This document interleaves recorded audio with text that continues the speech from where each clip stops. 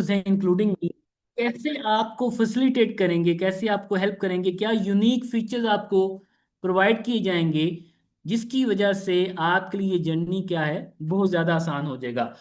तो आमतौर पर जितने भी आप लोग कैंडिडेट्स हैं उनको इतना आइडिया ज़रूर होता है कि जो सीएसएस आप लोग करते हैं, जो तैयारी करेंगे, उसके बाद आपने किस पोजीशन पे जाना होता है। यानी हमें ये तो पता है कि BPS 17 स्केल यानी गवर्नमेंट ऑफिसर आप बनेंगे, लेकिन साथ साथ हमें ये पता है कि सीएसपी के और भी पर्क्स एंड प्रिविलेजेस होते हैं। ऑफ कोर्स कुछ लोग उस पावर को देखते हैं, कुछ प्रोटोकॉल को देखते हैं, कुछ उसी सिनेरियो को देख रहे होते हैं जिसकी वजह से वो उसको एस्पायर कर रहे होते हैं। तो ऑफ कोर्स जहाँ पे हमारी एस्पायरेशंस होंगी वहीं पे हमारी एफर्ट्स भी होंगी जिसके जरिए हम इन चीज़ों को लेके चलेंगे। तो स्टार्ट करते हैं सबसे पहले और देखते हैं सीएसएस के बारे में, और जो पासिंग परसेंटेज का जो हमारा फिनोमिनन है उसको थोड़ा सा अंडरस्टैंड करते हैं। आप लोगों ने कई दफ़ा देखा होगा और हर दफ़ा जब रिजल्ट आता है सीएसएस का आप लोग देखते होंगे कि हर दफ़ा ऑलमोस्ट 2% कैंडिडेट्स जो होते हैं वही सिर्फ एलोकेट होते हैं। और जब हम 2% देखते हैं तो हम बाज का हमारे जेहन में, हमारे माइंड में ये चीज़ें आना शुरू हो जाती हैं कि अगर सिर्फ 2% लोग एलोकेट हो रहे हैं तो हम कैसे इसको करेंगे, हम उन 2% में कैसे आएंगे। तो उसमें सिंपल सी चीज़ है कि जो 2% अगर पास होते भी हैं, जो एलोकेट होती हैं, उनमें हमारे ऑलमोस्ट 70,000 to 80,000 हर साल अपीयर हो रहे हैं। और उन 70,000 में से 80,000 में से तकरीबन आधे लोग जो होते हैं वो तो अपीयर ही नहीं होते। और अब तो क्योंकि आपको पता है सीएसएस का जो स्क्रीनिंग टेस्ट है, एमपीटी टेस्ट है, उसके बारे में भी आगे जाके हम डिस्कस करेंगे। उसकी वजह से भी बहुत से लोग वैसे ही हमारे फिल्टर आउट हो जाते हैं। और उसके बाद हमारे पास जो मैक्सिमम जो सीरियस कैंडिडेट होते हैं, जो वाकई जो मेहनत करते हैं, वो ऑलमोस्ट हमारे पास तकरीबन बन जाते हैं अराउंड अबाउट 5,000। यानी आपके पास ये फिगर निकलेगा जो हम कह सकते हैं कि असल में जो सीरियस कैंडिडेट्स हैं, जो मेहनत करने वाले लोग हैं, जो वाकई इस चीज के लिए कोशिश कर रहे हैं, वो लोग सिर्फ आपको 5,000 या 6,000 मिलेंगे। इट मींस आपका कंपटीशन असल में इन लोगों से है। चाहे आपके पास नंबर जितने मर्जी एफपीएससी शो करता है कि 70,000 ने अप्लाई किया, 80,000 ने अप्लाई किया, लेकिन आपका कंपटीशन उनके साथ नहीं है। उन 70,000 में से सिर्फ 5,000 होते हैं जो वाकई मेहनती होती हैं, जो एफर्ट प्लेस करते हैं। तो आपका मुकाबला बेसिकली इनके साथ होगा, ना कि 70,000 लोगों के साथ होगा। तो अगर हम थोड़ी सी एफर्ट करेंगे, राइट डायरेक्शन में चीज़ों को लेके चलेंगे, तो हमारे लिए compete करना बहुत ज़्यादा आसान हो जाएगा, क्योंकि 5,000 में से ऑलमोस्ट 200 जो लोग होते हैं वो एलोकेटेड होते हैं और हमें तो सिर्फ एक सीट चाहिए। तो जैसे आप लोग हैं, जैसे इकरा है, मारिया है, सिद्रा है, और भी जितने भी कैंडिडेट जिन्होंने ज्वाइन किया हुआ है, आप लोगों को सिर्फ एक सीट चाहिए। और आपका कंपटीशन कोई बहुत ज्यादा लोगों से नहीं है, मैक्सिमम 5,000 to 6,000 लोगों के साथ है। तो उसके लिए सिर्फ राइट डायरेक्शन चाहिए होती है, राइट डायरेक्शन मिलेगी, और अगर हम एफर्ट करेंगे तो उस सूरत में हमारे लिए कामयाबी फर्स्ट अटेम्प्ट में कोई मुश्किल नहीं रहेगी। उसके बाद अभी हम देखते हैं जो स्ट्रक्चर अभी के लिए हमारे पास सीएसएस का बनता है। कुछ लोगों को मे भी आइडिया हो इसके बारे में, कुछ लोगों को आइडिया नहीं होगा, तो लिहाजा हम इसको थोड़ा सा एलेबरेट करेंगे कि एक दौर में सीएसएस से पहले जो मेन सीएसएस हमारा होता है, जो इस दफ़ा होगा फेब 2027 में, तो उससे पहले हमारे पास जो स्क्रीनिंग टेस्ट होता था, एमपीटी जिसे हम कहते हैं, वो नहीं होता था।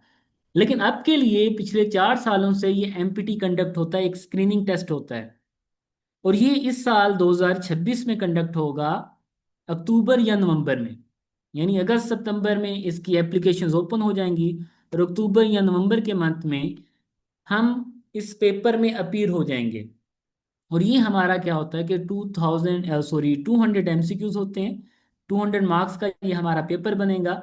और इसमें हमारे जो पासिंग मार्क्स होते हैं वो 33% होते हैं, यानी 66 मार्क्स हमने लेने होते हैं आउट ऑफ 200। और एक चीज़ जो बहुत इसमें हमारे लिए आसानी पैदा करती है वो ये है कि इसमें नेगेटिव मार्किंग नहीं होती।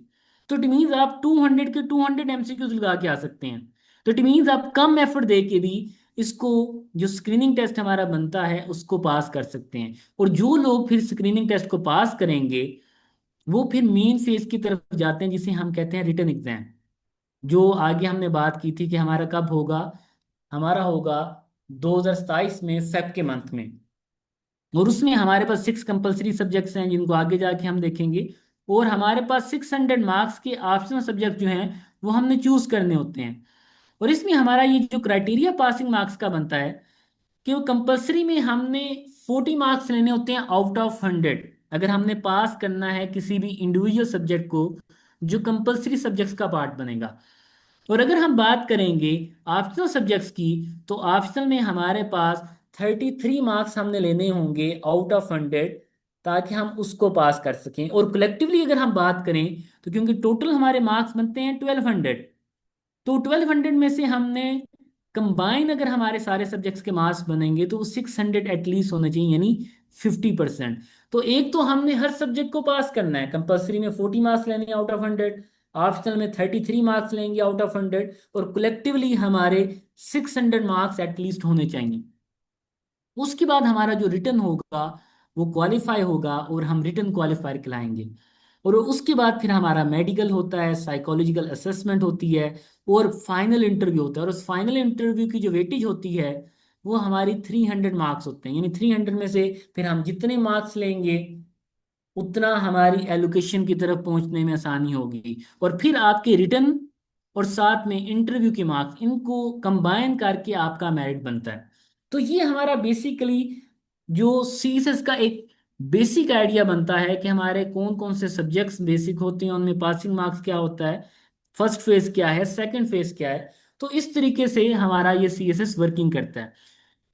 तो यहां तक अगर किसी का कोई क्वेश्चन है, किसी को समझ नहीं आए, तो वो पूछ सकते हैं, अदरवाइज हम आगे कंटिन्यू रखेंगे। और उसके बाद ऑफ कोर्स हम उसमें क्वेश्चन आंसर्स को लेके चलेंगे एट दी एंड, कि जो भी आपकी क्यूरीज होंगी वो सारी हम एड्रेस करेंगे, क्योंकि आप लोगों की क्यूरीज जो हैं, जो क्वेश्चन हैं, वो सबसे ज़्यादा इंपॉर्टेंट है। तो अभी आगे बढ़े या कोई किसी का क्वेश्चन है? रिजवान, अरसलान, बिलाल, ईमान, जी फातिमा। सर, मेरा क्वेश्चन है। जी जी, पूछिए आप। सर ये आपने एमपीटी का बताया, तो उसमें जो एमसीक्यूज वगैरह होंगे तो वो हमारा मेजर डिग्री के मुताबिक होंगे या ऑप्शनल में से होगा कोई, या पहले से जो उन्होंने कुछ बताया होगा हमें हमें सिलेबस सब्जेक्ट्स का। गिवन होता है, हमें एमपीटी का सिलेबस गिवन होता है, जिसमें हमारे जो, अगर टू सर वो हंड्रेड एमसीक्यूज हैं। जी आप पूछें। सर वो हमारी मेजर डिग्री के रिलेटेड होगा या वो खुद से करेंगे? देखो वो डिग्री से मैच नहीं करेगा, वो सीएसएस के सब्जेक्ट से मैच करेगा एमपीटी भी हमारा। यानी आगे जाके जो भी हमने सब्जेक्ट्स भी डिस्कस करने हैं सीएसएस के, कंपलसरी और ऑप्शनल, तो सेम उसमें पैटर्न गिवन होता है कि एमपीटी में हमारे जो 60 एमसीक्यूज होंगे वो एबिलिटी यानी मैथ पोर्शन के होते हैं। 50 जो हमारे एमसीक्यूज होते हैं वो इंग्लिश के बनते हैं। फिर 20 मार्क्स हमारे उर्दू के आते हैं, 20 मार्क्स हमारे यानी जो एमसीक्यूज बनेंगे वो इस्लामियात के आते हैं, और रिमेनिंग फिर हमारे करंट अफेयर, पाकिस्तान अफेयर, और साथ में एवरीडे साइंस से रेलिवेंट होते हैं। तो इस तरीके से उन्होंने हमें सिलेबस गिवन दिया होता है, उसमें उन्होंने डिस्ट्रीब्यूशन की होती है कि किन किन एरियाज में से कितने मार्क्स का पोर्शन आएगा, और उसी हिसाब से हमने उसकी तैयारी करनी होती है। और ऑफ कोर्स वो हमारा जो मेन सीएसएस है उसके जो सब्जेक्ट्स हैं उनसे वो चीजें मैच करती हैं। तो आपको समझ आ जी गया सर, सर? ओके। जी जी सर। ओके। तो उसमें हमारे पास 6 कंपलसरी जो हमारे सब्जेक्ट्स बनते हैं उनमें सबसे पहला जो हमारा मेजर सब्जेक्ट है मैं कहूँगा वो है इंग्लिश ऐसे। ऑफ कोर्स 100 मार्क्स का होगा। फिर हमारा बनेगा इंग्लिश प्रेसी एंड कंपोजिशन, वो भी 100 मार्क्स का। ऑफ कोर्स सारे जो हमारे कंपलसरी सब्जेक्ट्स हैं वो 100 मार्क्स के ही बनेंगे। और उसके बाद फिर जनरल साइंस एंड एबिलिटी बनता है, फिर करंट अफेयर है, फिर पाकिस्तान अफेयर है, और साथ में फिर है हमारा इस्लामिक स्टडी। अब इसमें एक्सेप्ट अगर हम इंग्लिश ऐसे को निकालते तो बाकी जितने भी हमारे सब्जेक्ट्स हैं चाहे वो कंपलसरी हो या ऑप्शनल, उनमें हमारे 20 मार्क्स के एमसीक्यूज होते हैं, यानी 20 मार्क्स ऑब्जेक्टिव पोर्शन होगा, और 80 मार्क्स का हमारा क्या बनेगा वो है सब्जेक्टिव पोर्शन होगा।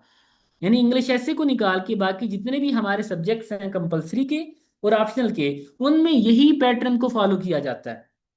और एक और चीज बहुत इंटरेस्टिंग है जो रिलेट करती है हमारी बेसिकली 3 सब्जेक्ट से जो जीके बनते हैं बेसिकली हमारा, यानी general science and ability, current affair और पाकिस्तान अफेयर। अब ये तीनों सब्जेक्ट में एक हमें ऑप्शन अच्छा ये मिलता है कि वैसे तो हमने डिस्कशन की कि हमने हर सब्जेक्ट में 40 मार्क्स लेने हैं आउट ऑफ 100 कंपलसरी सब्जेक्ट्स में पास होने के लिए। लेकिन इसमें हमारा ये क्राइटेरिया कि इन तीनों सब्जेक्ट्स में टोटल हमने 120 मार्क्स लेने हैं आउट ऑफ 300।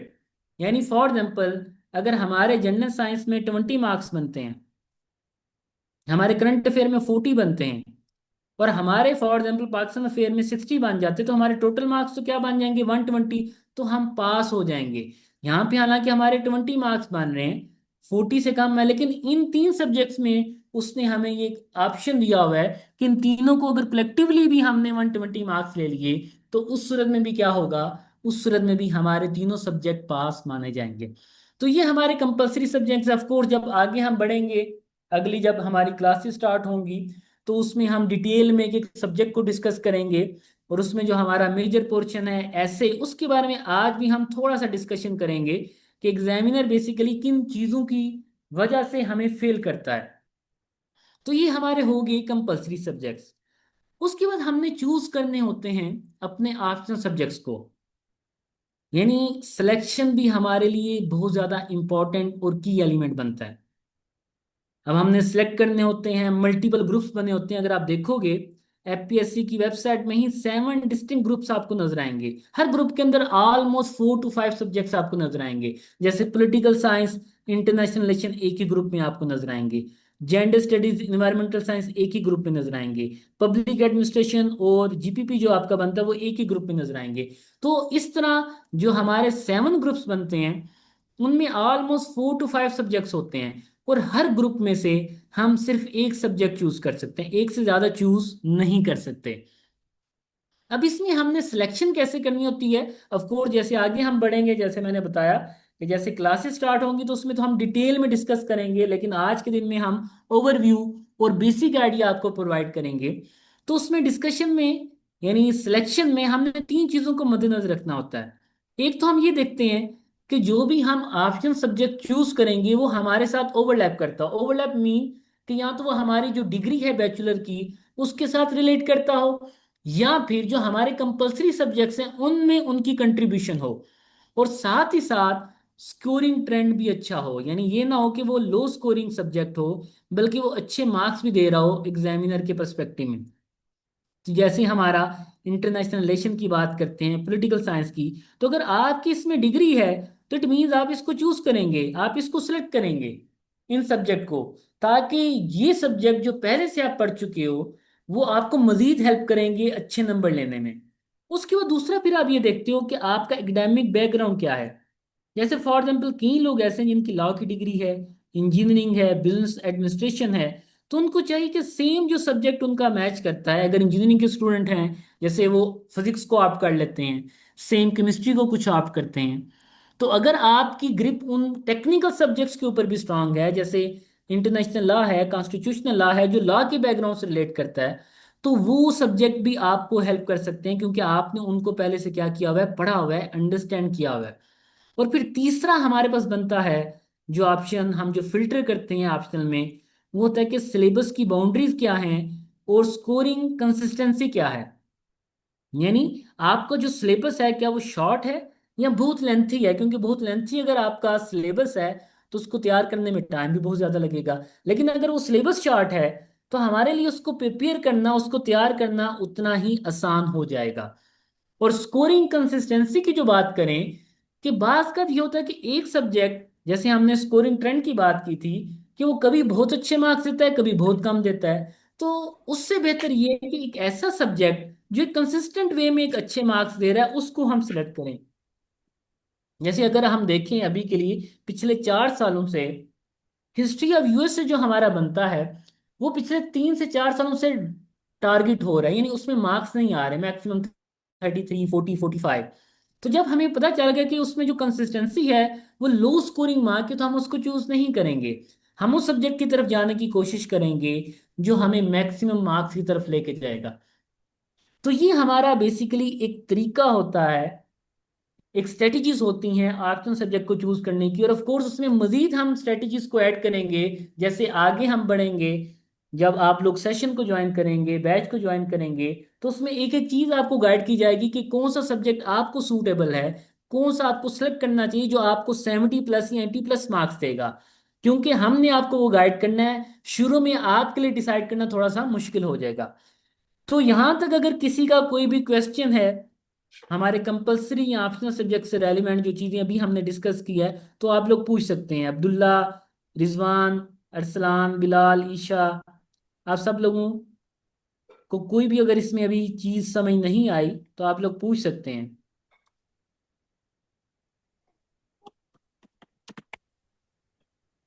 सर, ये जो मैनेजमेंट साइंसेज के सब्जेक्ट्स हैं, मैं ये बिजनेस के, तो इनका ट्रेंड कैसा है स्कोरिंग का?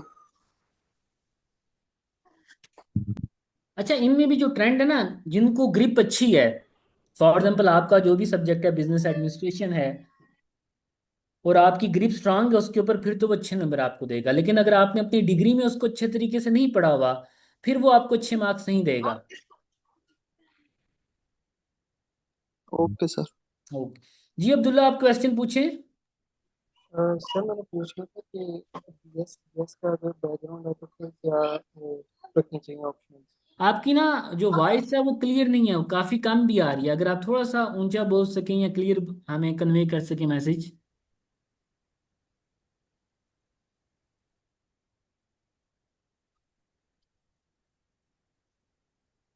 जी कोई और क्वेश्चन पूछना चाहे? अब्दुल्ला, आपकी आवाज क्योंकि क्लियर नहीं आ रही, तो आप मैसेज भी कर सकते हैं।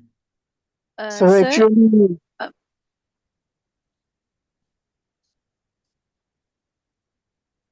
कौन क्वेश्चन पूछ रहा था? आई थिंक दो लोग पूछ रहे थे, दोनों में से कोई एक पूछ ले। सर आप ये क्लस्टर बेस्ड सिस्टम भी बता दें कि ये CSS 27 से इम्प्लीमेंट है क्लस्टर बेस्ड सिस्टम। नहीं, अभी तक कोई भी नहीं, ऐसी कोई अप्रूवल नहीं मिला और ना चांसेस नजर आते हैं। तो क्लस्टर बेस्ड सिस्टम अप्रूव होने के चांसेस ना होने के बराबर है। जी सर ठीक है मेरा मतलब। क्वेश्चन भी यही था, मैं भी यही क्वेश्चन कर रहा था, क्लियर हो गया सर, थैंक यू। ओके, कोई इशू नहीं, दोनों का टेस्ट हो गया। तो बेसिकली सब लोगों को बताने के लिए कि अभी जो एफर्ट्स जा रही हैं कि एफपीएससी मजीद कुछ चीज़ें चेंज करने जा रहा है, कि क्लस्टर बेस्ड सिस्टम होगा या एज लिमिट को इंक्रीज किया जाएगा, तो उसके चांसेस ऑलमोस्ट ना होने के बराबर हैं अभी के लिए। और अगर वो हुआ भी तो वो 2027 के लिए इम्प्लीमेंट नहीं होगा। आई होप सो सबको ये बात क्लियर होगी होगी। तो आगे हम बढ़ते हैं और मजीद थोड़ा सा देखते हैं।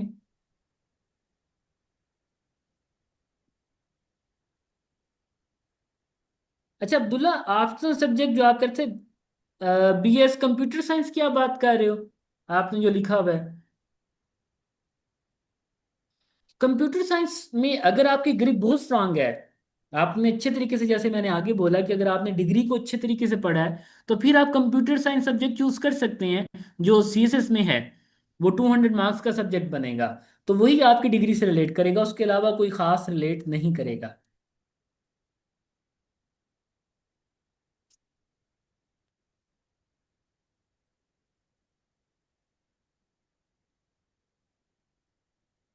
सर मेरा एक सवाल था, अगर आप इजाजत दें तो मैं आपसे पूछूं।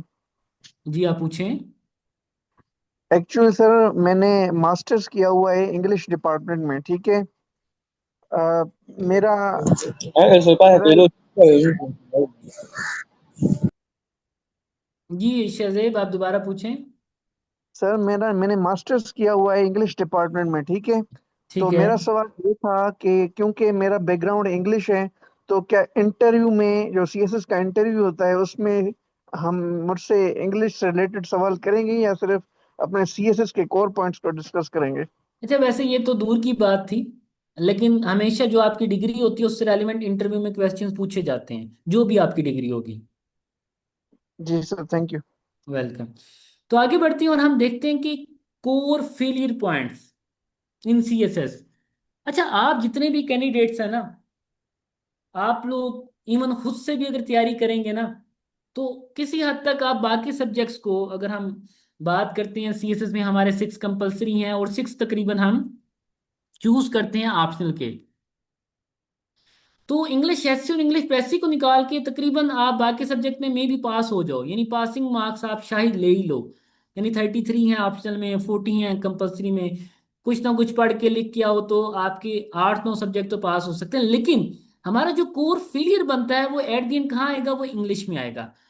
यानी इंग्लिश ऐसे में और इंग्लिश पैसिव कंपोजिशन में, क्योंकि हमारी जो मदर टंग है वो तो है नहीं इंग्लिश। और इवन हम जो बैचलर डिग्री में चीजें पढ़ रहे होते हैं वहां पे हमारी इंग्लिश को कोई भी चेक नहीं करता। जितने भी कैंडिडेट्स हमारे पास आते हैं, जितने भी स्टूडेंट आते हैं मेजॉरिटी, वो इंग्लिश में एवरेज होते हैं। चंद लोग होते हैं जिनका बैकग्राउंड बहुत स्ट्रांग होता है, बचपन से अच्छे स्कूल से या अच्छे कॉलेज से पढ़े होते हैं और खुद से भी मेहनत की होती है, तो उनकी इंग्लिश बेहतर होती है। वरना मेजॉरिटी कैंडिडेट्स का जो मसला असल में जो होता है वो इंग्लिश होता है। अब इंग्लिश के मसाइल क्योंकि हर स्टूडेंट के हैं, और उसको पढ़े बगैर, उसको अंडरस्टैंड किए बगैर, उसको इम्प्रूव किए बगैर आप सीएसएस कर ही नहीं सकते। क्योंकि जहां पे हमारा इंग्लिश एसे और इंग्लिश पैसियन कंपोजिशन डिपेंडेंट है आपकी स्ट्रांग वोकैब पे, आपकी जो ग्रामेटिकल फ्रेजालिटी है उसको दूर करने में, उसी तरीके से आपके रिमेनिंग जो सब्जेक्ट्स हैं वो भी तो इंग्लिश में आपने करने हैं। आपने जो बुक रीडिंग है वो भी इंग्लिश में करनी है। आपने जितने भी एग्जाम देने हैं एक्सेप्ट 1 और 2, वो सारे के सारे आपने इंग्लिश में करके आने हैं। तो हमारा हमेशा सबसे फेलियर रेशियो जो बनता है असल वजह, वो ऐसे में या इंग्लिश पैसिव कंपोजिशन में होता है। और इवन इस रीजन को जानने के बावजूद कैंडिडेट्स मिस्टेक क्या कर रहे होते हैं कि उसको सबसे ज्यादा कम टाइम देते हैं। यानी बजाय ये कि जो हमारा वीक एरिया है जिसको हमें स्ट्रांग बनाने की जरूरत है उसको हम ठीक करें, ग्रामेटिकली जितने एरर्स हैं उसको ठीक करें, उसमें जो हमारे इंग्लिश के सेंटेंस स्ट्रक्चर हो, चाहे उसमें हमारे जो ग्रामर के जितने भी रूल्स बनते हैं, चाहे वो प्रेपोजिशन हो, चाहे वो हमारा सेंटेंस करेक्शन हो, चाहे वो पंक्चुएशन हो, हमारी जो वोकैब हो उसको हम बेहतर करें। मेजॉरिटी कैंडिडेट जो होते हैं वो उसको टाइम उस तरह नहीं देते, और यही वजह बनती है कि हमारा जो उसमें फेलियर है वो कई गुना ज्यादा बढ़ जाता है। लेकिन अगर हम उस पे शुरू से लेके एंड तक फोकस रखें, जहां पे हम उसको पढ़ें और पढ़ने के साथ साथ उसकी रिटन प्रैक्टिस शुरू से लेकर एंड तक करेंगे, उस सूरत में हमारा जो वो फेलियर जो हमें नजर आ रहा होता है वो टोटली चेंज हो जाता है पासिंग रेशियो में। और ये एग्जांपल्स हमारे सामने मौजूद हैं, हमारे ही स्टूडेंट्स जो लोग वीक थे इंग्लिश में लेकिन उन्हें शुरू से लेके एंड तक इंग्लिश में चलाया गया, तो उसके बाद उनके लिए उसको पास करना मुश्किल रहा ही नहीं, बल्कि हमारे कई कैंडिडेट्स यानी स्टूडेंट जो थे उन्होंने फिर इंग्लिश पैसिव कंपोजिशन में 60+, 70+ मार्क्स लिए। क्यों? क्योंकि उनकी जो पेट मार्क्स पे ग्रिप थी, चाहे वो सेंटेंस करेक्शन हो, पंक्चुएशन हो, प्रेपोजिशन हो, वोकैब हो, ईडियम्स हो, पेरा वर्ड्स हो, वो बहुत ज़्यादा स्ट्रांग हो चुकी थी। तो हमारा फोकस भी, जो हम सेशन हमारा स्टार्ट होगा, क्योंकि अभी जो मई का बैच है वो तो क्लोज हो चुका हुआ है, अब जून में हमारी क्लासेस स्टार्ट होंगी, नया बैच वो बनेगा, तो उसमें हमारा यही फोकस रहेगा कि इंग्लिश को शुरू से लेके एंड तक चलेंगे। क्योंकि जब तक हमारी इंग्लिश स्ट्रांग नहीं होगी हमारा सीएसएस जो है वो फर्स्ट अटेम्प्ट में क्लियर हो ही नहीं सकता। तो हमें शुरू से उसके ऊपर फोकस रखना पड़ेगा, शुरू में लेक्चर्स की फॉर्म में, और उसके बाद फिर कंप्लीट प्रैक्टिस और रिटन प्रैक्टिस जो हमारी होगी जितनी ज़्यादा होगी उतना हमें बेनिफिट होगा।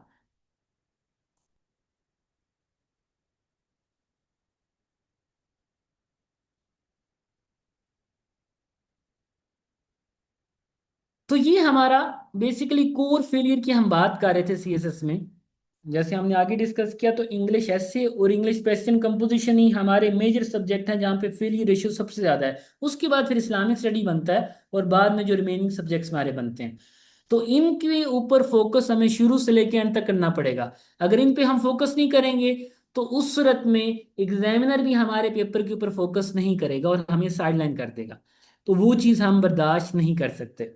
तो ये एक बेसिक आइडिया आपको दिया सीएसएस के बारे में, सीएसएस की प्रिपरेशन के बारे में, कि किन किन चीज़ों पे हमने फोकस करना है, सीएसएस बेसिकली होता क्या है, उसमें कंपलसरी सब्जेक्ट्स क्या हैं, ऑप्शनल क्या हैं, और उसमें हमारा पासिंग मार्क्स क्या है, फेजेस क्या है। फेज 1 में एमपीटी है, एमपीटी के बाद मेन सीएसएस है, और उसके बाद क्या है हमारा फाइनल इंटरव्यू जो होता है, जो इंशाल्लाह उस तक आप पहुंचेंगे। क्योंकि इन रियलिटी आप में से हर पर्सन, हर स्टूडेंट में वो एबिलिटीज हैं।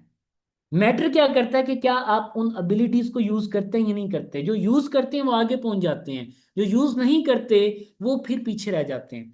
तो उसमें से जितने भी आप लोग कैंडिडेट्स हैं जिन्होंने आज के सेमिनार को ज्वाइन किया हुआ है, चाहे आप में से रिजवान हैं, इरसलान, बिलाल, मारिया, आप सब लोगों में एबिलिटीज हैं। कोई भी ऐसा नहीं है जो एबिलिटी नहीं रखता। मैटर सिर्फ ये करेगा कि कौन अपने पोटेंशियल के मुताबिक परफॉर्म करेगा, कौन अपनी एबिलिटीज को प्रॉपर वे में यूज करेगा, और किसको प्रॉपर गाइडेंस मिलती है और उस गाइडेंस के मुताबिक वो कैसे आगे बढ़ेगा।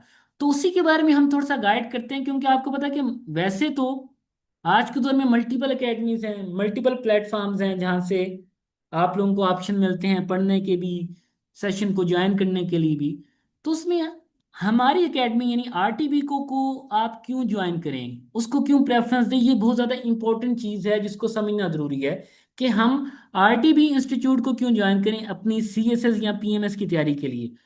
तो उसमें कुछ चीज़ें हैं जो यूनिक हैं, जो आपको हेल्प करेंगी। एक तो हमारा जो सक्सेस रेट जो है वो बाकी अकेडमियों से 3 गुना ज़्यादा है, क्योंकि उसकी रीज़न मैं अभी आपको बताऊंगा, आप समझ भी जाएंगे।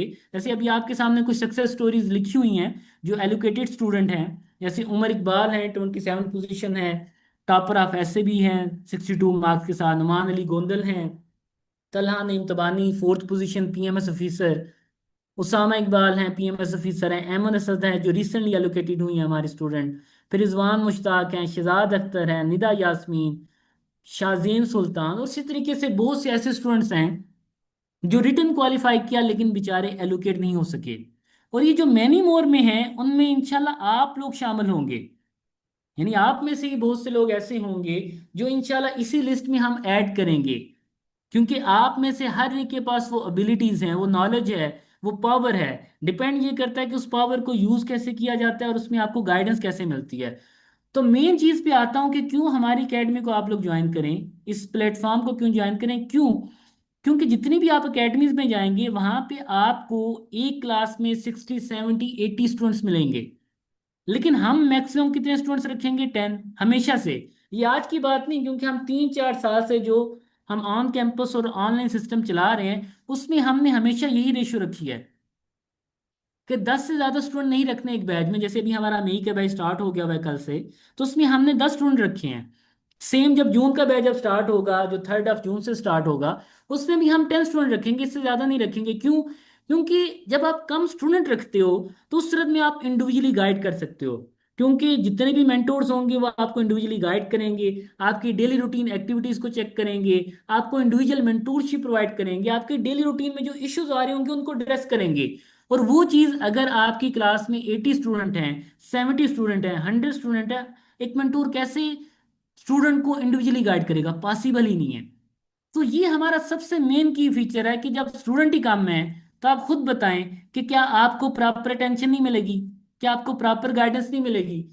क्योंकि जब मेंटोर 10 स्टूडेंट को पढ़ाएगा, उनको गाइड करेगा, तो उस सूरत में उसके लिए उनको कन्वे करना, उनसे इंटरेक्शन करना, उनकी क्यूरीज को एड्रेस करना उतना आसान हो जाएगा।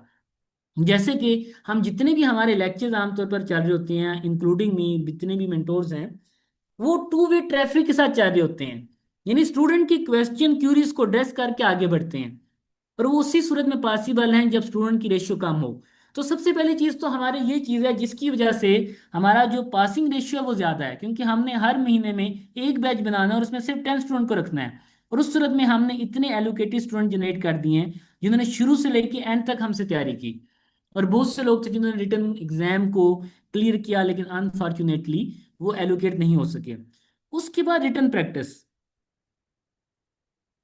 क्योंकि ये जो हमारा एग्जाम है ये रिटर्न का एग्जाम है।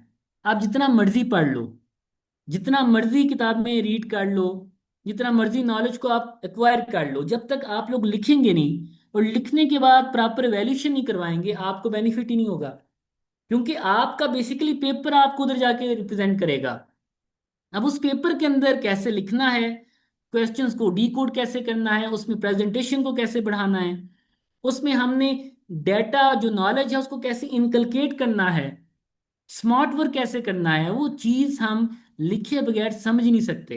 तो इसलिए हमारा दूसरा फोकस हमेशा ये रहता है कि हमने एक्सटेंसिव रिटन प्रैक्टिस करनी है। जितना लिखेंगे उतना आगे बढ़ेंगे, और जितनी रिटन प्रैक्टिस कम होगी उतना हम पीछे रह जाएंगे। तो दूसरी यूनिकनेस हमारी ये है कि हमारे जितने भी स्टूडेंट्स होते हैं उनको रिटन प्रैक्टिस पे लगाया जाता है और उनकी वैल्यूशन प्रॉपर होती है। ऐसा नहीं होता कि बाकी अकेडमीज की तरह, क्योंकि वहां पे तो उन्होंने रेशो बहुत रखी होती है, तो उस वजह से वो मैक्सिमम क्या करते हैं, टिक टिक करके आपको पास कर देंगे। लेकिन प्रॉपर वैल्यूड करके उसमें से मिस्टेक निकाल के आपको गाइड नहीं करेंगे, जो हमारे एकेडमिक काउंसलर आपको करेंगे, और इंक्लूडिंग जितने मेंटोर्स आपको पढ़ाएंगे वो अपने अपने सब्जेक्ट से रेलिवेंट आपको एवेल्यूट करके देंगे। उसके बाद हमारा फोकस होगा इंग्लिश के ऊपर। और जैसे मैंने ये बताया कि हमारा ये यूनिक फीचर है कि हम शुरू से लेके टिल एग्जाम इंग्लिश को चलाएंगे। ऐसा नहीं होगा कि इंग्लिश बस 1 महीना चली, 2 महीना चली, उसके बाद खत्म, नहीं। इंग्लिश के शुरू से ही लेक्चर जो होंगे, उसके बाद रिटन प्रैक्टिस टिल एग्जाम चलती रहेगी। क्योंकि जैसे हमने शुरू में बात की, कोर फेलियर कहाँ पे हमारा हो रहा है, हमारा रीजन जो है फेलियर का मेन, वो तो इंग्लिश में आ रहा है। तो अगर हम इंग्लिश को ही स्किप कर देंगे, उसी को मिस करा देंगे, तो एग्जामिनर कैसे हमें पास करेगा, हमारी इंप्रूवमेंट कैसे आएगी।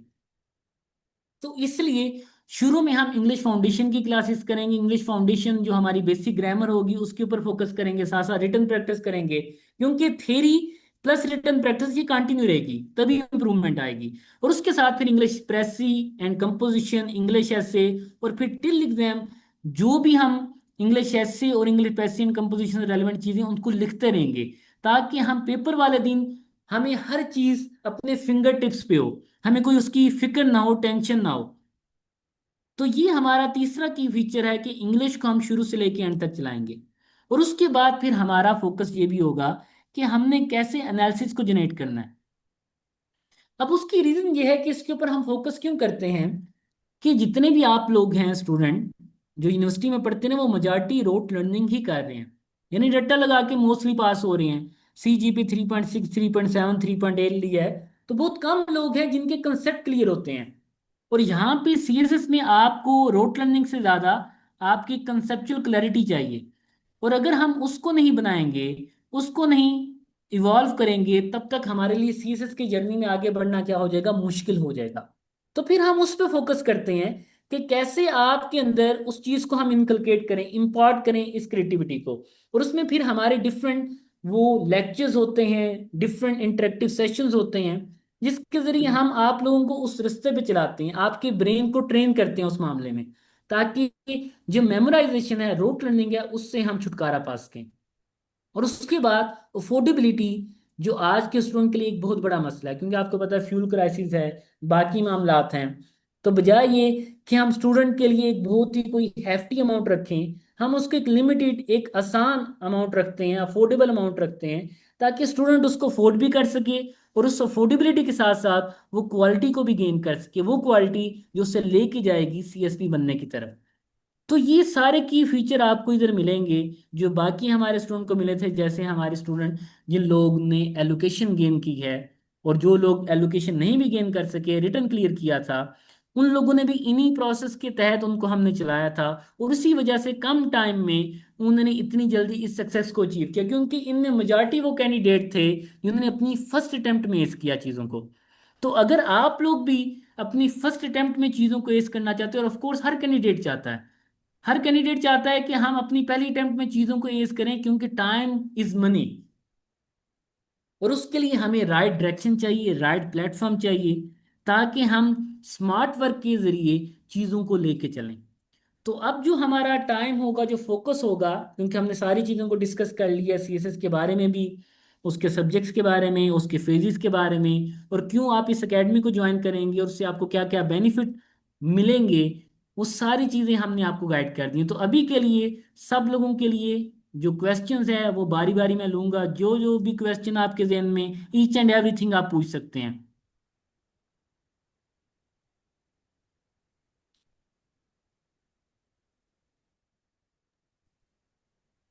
सर, जैसा कि आपने बताया कि फेल्यूर, जी एक जी, मिनट। पूछें।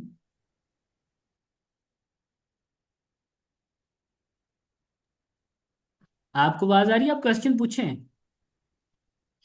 सर, मेरा जो क्वेश्चन था वो ये है कि हमारा जो मेजर फेल्यूर काजेस होते हैं, उनमें हम्म। से टॉप ऑफ द लिस्ट मेरी नज़र में ये है, मेरे एक्सपीरियंस में, कि during the course of preparation for CSS और PMS, we go for anxiety, stress, and depression. If we came to know that how to deal with them, then we will surely be comfortable to prepare for the CSS. Otherwise, all our efforts, all our strengths would go in vain if we could not cope with stress anxiety or depression. So how to cope then? अच्छा, anxiety और depression हर एक के साथ तो नहीं मामला, लेकिन of course कई स्टूडेंट्स ऐसे हैं जो एंजाइटी और डिप्रेशन में चले जाते हैं। और उसकी रीजन सबसे बड़ी होती है ओवर थिंकिंग। मेजॉरिटी वो कैंडिडेट इस डिप्रेशन में जाते हैं जो ज्यादा सोचते हैं और इम्प्लीमेंटेशन कम करते हैं। मतलब वो क्या करते हैं कि हमारे पास भी कई ऐसे कैंडिडेट्स और स्टूडेंट आते हैं कि वो किताब को सामने रख के बैठे रहते हैं और ये सोचते रहते हैं कि मैं कैसे करूंगा या करूंगी, मैं कौन से सब्जेक्ट को पहले पढूं, कौन से सब्जेक्ट को बाद में पढूं, इस सब्जेक्ट को मेरे पास इतना टाइम लग रहा है, इसको इतना कम टाइम लग रहा है। तो सोचने में ज्यादा वो लगा रहे होते हैं। तो सबसे पहले तो ये जरूरी होता है कि अगर हम एंग्जाइटी या डिप्रेशन में ओवर थिंकिंग की वजह से जा रहे हैं तो पहली बात ओवर थिंकिंग को खत्म करना पड़ेगा। दूसरा, इस फेज में मोटिवेशन लेवल को अप रखना पड़ेगा और उसमें सेल्फ बिलीफ सबसे ज्यादा जरूरी है। अगर हम अपनी सलाहियतों पे खुद शक करेंगे, अगर हम ये कहेंगे कि मैं नहीं कर सकता या मुझसे नहीं होगा, तो हम कैसे आगे बढ़ेंगे? अगर हमें खुद अपने ऊपर भरोसा नहीं है तो एग्जामिनर भी हम पे भरोसा नहीं करेगा। जैसे हमेशा मैं अपने स्टूडेंट को एक बात कहता हूँ कि हमारी जो बॉडी है उसमें 70% वाटर है। और ये तहकीक से साबित है कि जो हम अपने आप को फीड करेंगे, रिजल्ट भी वही आएगा। तो अगर हम अपने आप को पॉजिटिविटी ज्यादा फीड करेंगे कि yes I can do it, मैं कर सकता हूँ, मुझ में एबिलिटीज हैं और मैं करता रहूंगा, मेरा काम है इम्प्लीमेंटेशन करना, अपना टाइम देना, अपनी एफर्ट देना, बाकी अल्लाह पे छोड़ना काम है। तो उस सूरत में आप रिजल्ट भी खुद देख लेंगे। तो इस चीज Sorry, में sir. आपको Sorry, sir. Sorry, sir. I am interrupting you. According to the medical studies, there has been some cases in which, by birth, candidates are born with mental health conditions. मैं सुन रहा हूँ आपकी बात।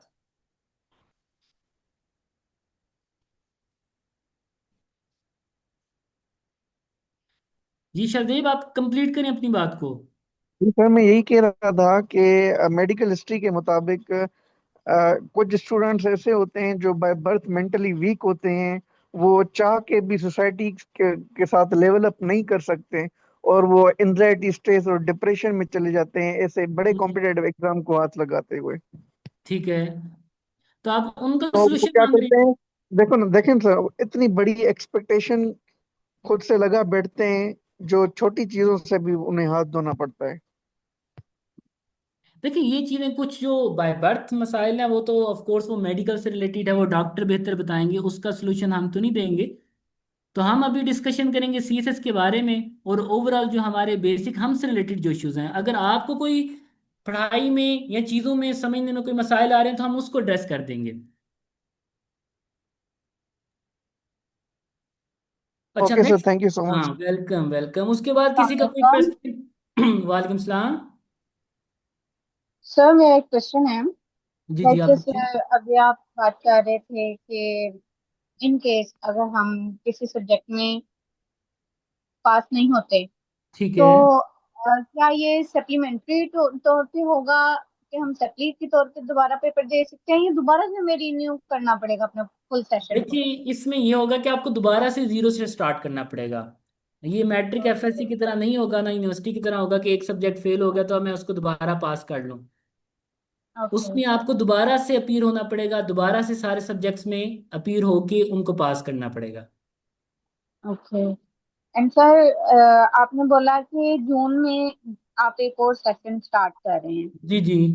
वो 2027 से 8 का सेशन है या जस्ट 27 का सेशन है?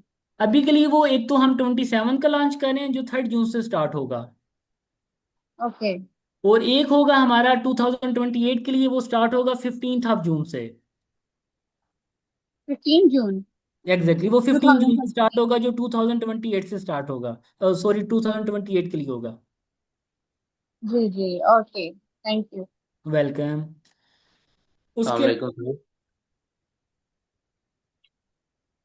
अच्छा सर, मेरा एक क्वेश्चन है कि यस। ये बेसिकली जो ट्रेनिंग सेशन है ये मतलब मॉड्यूल्स में डिवाइडेड होगा इधर, और या ये कंप्लीटेड मतलब कि जो पैकेज है वो कंप्लीटेड है, सारे उसमें मॉड्यूल्स कवर होंगे? बिकॉज मैं बेसिकली जो प्रिपरेशन करना चाह रहा है वो जस्ट ना इंग्लिश ऐसे से रिलेटेड ही करना चाह रहा हूँ। ओके, ठीक है। तो आप काइंडली मुझे ये बताएं कि ये मतलब कि मॉड्यूल वाइज होगा या फुल पैकेज है? अच्छा, उसमें दोनों चीज़ें हैं। एक तो आप फुल पैकेज को भी ले सकते हो कि आप कंपलसरी ऑप्शन सारों को ज्वाइन कर लो, या आप कंपलसरी को ज्वाइन कर सकते हो, या सिर्फ ऑप्शनल, या सिर्फ आप एक सब्जेक्ट को भी ज्वाइन कर सकते हो। तो हमने ऑप्शन रखा होता है ये। जी जी। चल ठीक है तो सर, अगर आप बहुत सिर्फ शुक्रिया। इंग्लिश ऐसे को ज्वाइन करना चाहते हो तो आप सिर्फ इंग्लिश ऐसे को भी ज्वाइन कर सकते हैं। जी right sir, thank you. Welcome. उसके बाद रिजवान, आपका कोई question? Isha, Faraz, no sir, Abdullah, अभी तक का कोई क्वेश्चन नहीं है। मारिया है, मरियम है, सिदरा है, इन्फिनिक्स के नाम से दो हैं। तो अभी तक जो हमने नो सर, डिस्कशन नो की। क्वेश्चन। ओके।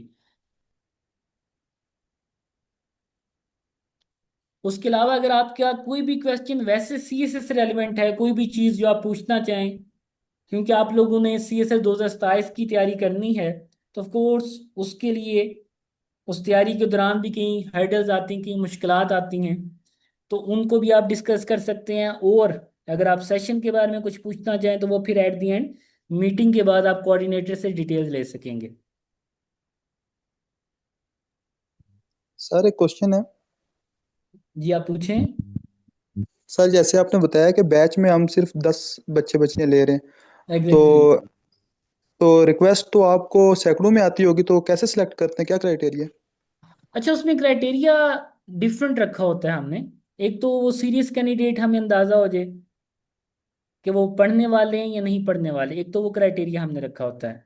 क्योंकि बहुत से स्टूडेंट ऐसे होते हैं जो फॉर ग्रांटेड लेके बस आ जाते हैं कि चलो ज्वाइन करके देख लेते हैं, तो उसका हमें फ़ायदा नहीं, क्योंकि हमने वो 10 स्टूडेंट रखने की ज़्यादा कोशिश करनी जो पढ़ने वाले हैं, और एट द एंड हमें वो नताइज दें, रिजल्ट दें, एलोकेशन की तरफ जाएं, ताकि हमारी भी एफर्ट जो लगे तो उसमें बेनिफिट हो। और दूसरा फिर उसमें हमने 10% वो लोग रखे होते हैं जो नीड बेस के मुताबिक होते हैं, जो बेचारे मेहनती तो हैं लेकिन अफोर्डेबिलिटी नहीं है, तो उनके लिए फिर अलग एक स्कॉलरशिप पैकेज होता है। तो मेन क्राइटेरिया यही हमने रखा हुआ है कि वो कितने सीरियस हैं। जितना वो स्टूडेंट हमें सीरियस लगेगा उतना उसके लिए स्लॉट को हम रख देंगे। Okay sir. अस्सलाम वालेकुम। वालेकुम सलाम। सर मैंने आपसे ये पूछा था कि ये पॉसिबल है कि हम 7 मंथ्स में 2027 का सीएसएस क्रैक कर सकते हैं? बिल्कुल कर सकते हैं। अभी अगर मैं आपको एग्जांपल दूं, दो स्टूडेंट की यही जो आपके सामने शो हो रही हैं, एक है आपके पास नुमान अली गोंदल और एक है तल्ला नीम तबानी। इन लोगों ने 6 मंथ में तैयारी की थी, यूनिवर्सिटी से फौरन ग्रेजुएट हुए थे, और 6 मंथ में हमारे पास तैयारी करके उन्होंने एलोकेशन गेन की। देखो, अगर आपको राइट डायरेक्शन मिल जाएगी, आपको पता होगा मैंने क्या पढ़ना है, कैसे पढ़ना है, कहाँ से पढ़ना है, और अगर आप मेहनती स्टूडेंट हो, एफर्ट करने वाले हो, तो फिर तो मसला नहीं है। फिर तो 6 to 7 मंथ आपके लिए इनफ होते हैं। क्योंकि आज के दौर में आपने हार्ड वर्क से ज़्यादा स्मार्ट वर्क करना है। जब आपको पता चल जाएगा कि मैंने इन सब्जेक्ट्स को कवर कैसे करना है, उसमें रिटन प्रैक्टिस भी होगी, और इंग्लिश ऐसे और इंग्लिश पैसी एंड कंपोजिशन के ऊपर सबसे ज़्यादा काम होगा, तो उस सूरत में 7 मंथ इनफ होंगे आपके लिए। Okay sir, thank you so much. Welcome. और थोड़ा सा मुझे आप बताएंगे या फिर वो मतलब वहाँ से कोई रिसेप्शनिस्ट वगैरह थोड़ी सी डिटेल्स देंगी फ़ी वगैरह की, क्योंकि मुझे बिल्कुल भी अभी फ़ी का आइडिया नहीं है कि आप क्या चार्ज कर रहे हैं, टाइमिंग्स तो वगैरह का। फी के बारे में आप सारी ना, वो एकेडमी का जो नंबर है वो कोऑर्डिनेटर से आपने पूछ लेना, वो सारा कुछ आपको गाइड कर देंगे। Okay okay.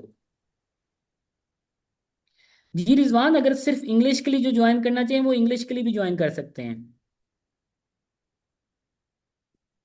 मैंने आगे भी बताया कि आप कंप्लीट पैकेज भी ज्वाइन कर सकते हो और सिर्फ एक सब्जेक्ट को भी ज्वाइन कर सकते हैं। सर मेरा एक सवाल है आपसे जी आप पूछें। कि फॉर एग्जांपल एक कैंडिडेट 3 to 4 years तक सीएसएस या फिर पीएमएस की प्रिपरेशन करता है, और उसके बाद उसके अटेम्प्ट्स खत्म हो जाते हैं और वो क्वालिफाई नहीं कर पाता, तो ठीक है। आफ्टर 30 years वो 4 साल की मेहनत कहाँ पे उसे काम आ सकती है? अच्छा, 4 साल की मेहनत हर जगह वैसे तो काम आती है आपकी ज़िंदगी में, क्योंकि आप बहुत कुछ पढ़ते हो, सीखते हो। एक तो वो नॉलेज आपको कभी भी नुकसान नहीं देगा, फ़ायदा देगा। दूसरा, ऑफ कोर्स बहुत से लोग हैं जो वन पेपर एग्जाम्स की भी साथ साथ तैयारी कर रहे होते हैं, जो आपकी एज लिमिट उसमें ऑलमोस्ट 35 तक चली जाती है। तो उसमें वो साथ साथ उसकी तैयारी कर रहे होते हैं। और इवन ये जो नॉलेज आप गेन करोगे, जिसमें आप करंट अफेयर पढ़ोगे, पाकिस्तान अफेयर पढ़ोगे, Islamic study, optional different subject पढ़ोगे, तो अगर आप बाद में खुदा न खास्ता अगर एलोकेट नहीं होते, तो उस सूरत में आप जिस भी प्राइवेट सेक्टर में जाओगे, वो अपना नॉलेज आप ज़्यादा बेहतर वे में यूटिलाइज करके प्रमोशन गेन कर सकते हैं, आगे बढ़ सकते हो। तो ये नहीं आप कह सकते कि इस नॉलेज का आपको नुकसान होगा, बल्कि फ़ायदा ही होगा ultimately. Thank you sir. Welcome.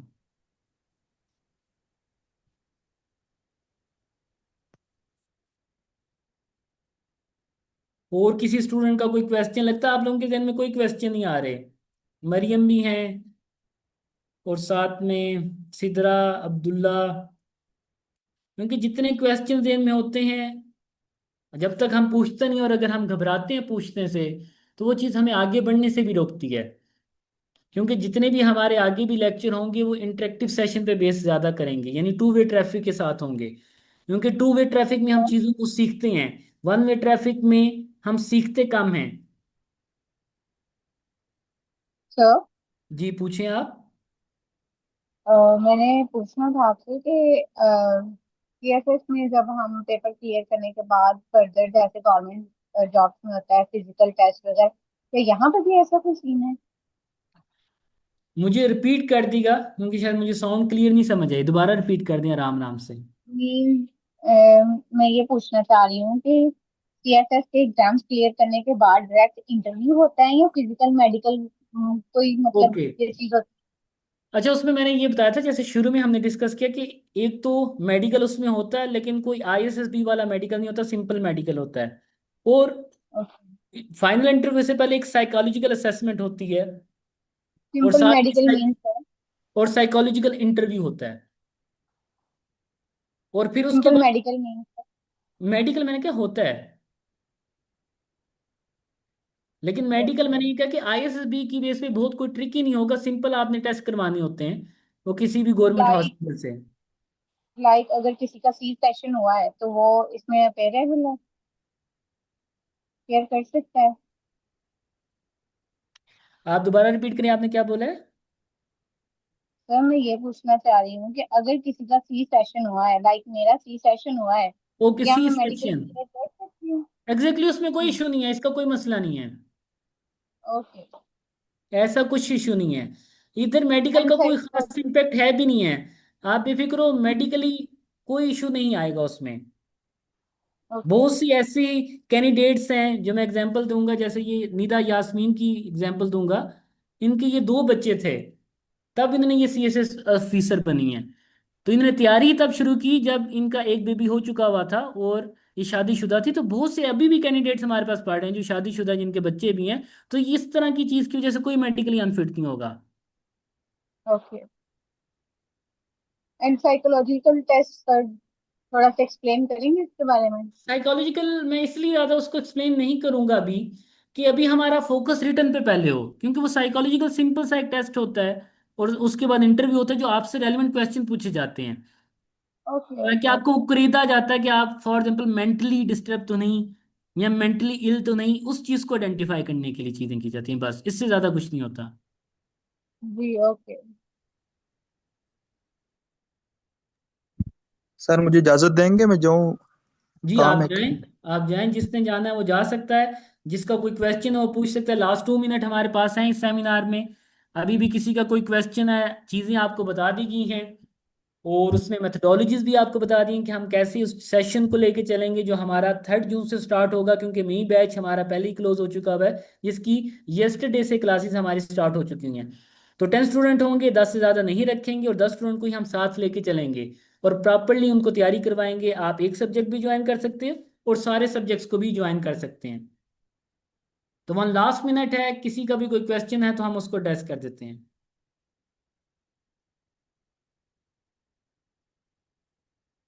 Okay, I hope so सबको समझ आ गई होगी। मेरी तरफ से सबको अल्लाह हाफिज, सब लोग अपना ख्याल रखें, और आई होप सो सबके पास कोऑर्डिनेटर का